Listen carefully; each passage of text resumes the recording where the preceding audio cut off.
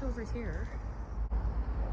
Look, you can see the top of the moringa tree poking out of the straw that it was packed in for the winter. So what I'm gonna do is take these little nippers and disconnect the top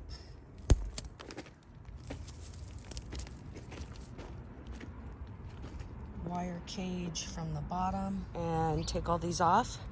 And then once I have the bottom two cages undone, I'm gonna undo the zip ties that go up around and let the straw fall out onto the tarp. Alrighty, so I got the top of the first one out. Went very quickly. Tuck on it. Why does it always get so windy when I have to work with straw? This is BS, man. Pardon my Frenches, but holy cow. Alright, I put the brakes on this project for right now because the wind is blowing really hard. I'm going to show you guys. Or Moringa. It's all pale, crazy looking, yellowish. Whereas this one, where it broke through is turning green. Lovely. Should go pretty quick.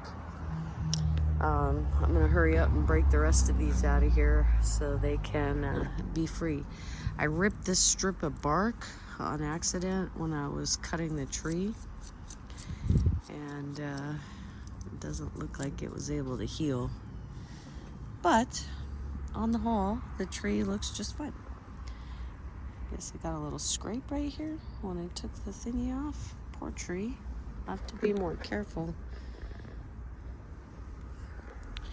But overall, they seem like they have weathered the elements well. Just did a spectacular job.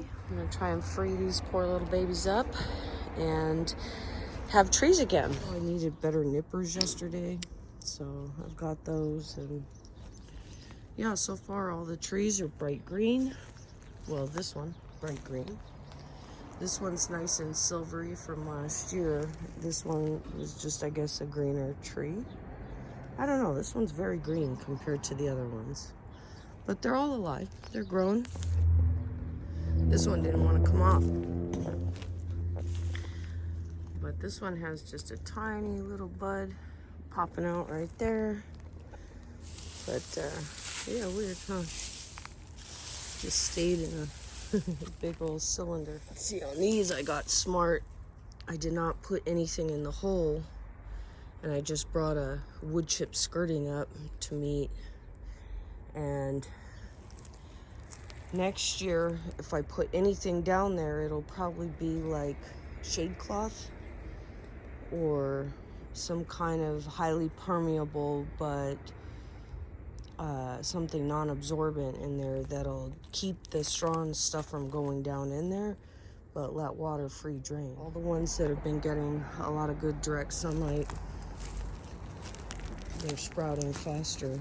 So yeah, as soon as I'm done, I'll rake all this out and make it look pretty. All right, so I got this cage off of this one, and I think it'll be fine.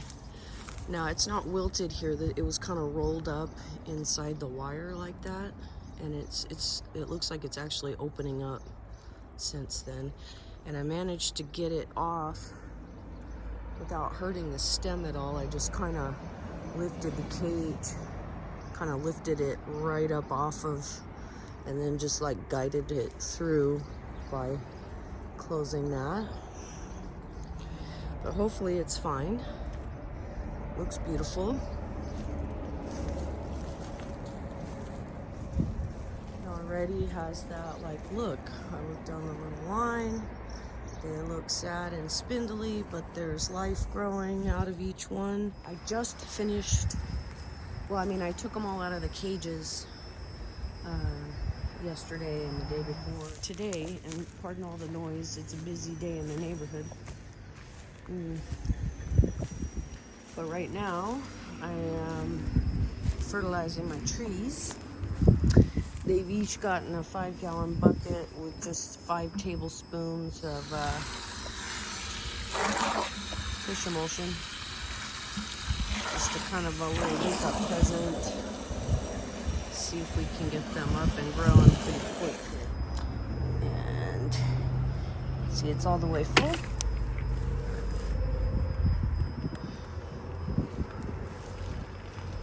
And then I just kind of pour it into the tree.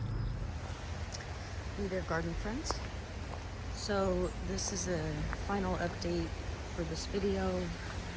It's been almost a week since I unpacked these guys, and it's raining right now. So I don't actually think I filmed that. I watered all of these guys, gave them several gallons of water, and I just kind of poured in there, and it spreads out underneath of the mulch and keeps the soil moist. But all the trees are coming back very quickly. And doing quite well. I imagine that this rain is gonna give them a kickstart, and the warm weather next week, it's supposed to be in the 90s. They really like the heat, so I think as soon as it warms up, they will be very quickly growing all kinds of new branches and shoots. So really excited about this. And for those trying to decide if they want to chop them down and winter them under a little short mulch pile versus caging them with straw like I did here, none of the trees I cut off are they have tiny nubs where they're gonna grow a bud, but none of them have any kind of leaf happening. So it's much faster recovery wise for them to regrow, at least what I'm seeing here in this, single yard instance, what have you. Yeah, there's not a good sample size here, but at least in my yard right now, these trees that have been packed in cages are doing much, much better. And the hummingbirds don't have long to wait. Pretty soon, these trees right here will have flowered, and they'll be out here having little hummingbird wars turf wars over these trees. So they make great habitat for our local hummingbird populations. They definitely love these trees. So yeah, I'm excited about this, excited enough that I'm standing out here in the rain. It's just sprinkling right now though. I think that's the cloud that just left. But yeah, you can see these have grown back dramatically since I filmed the uncaging. I guess the cage had damaged some of the leaves, and they didn't really survive much on this branch, but this whole branch is fine. These are like, I don't know if it's recovering or what, but they're doing fine. And as you can see, this is a little teeny spindly guy, but it's got buds popping out all over the place.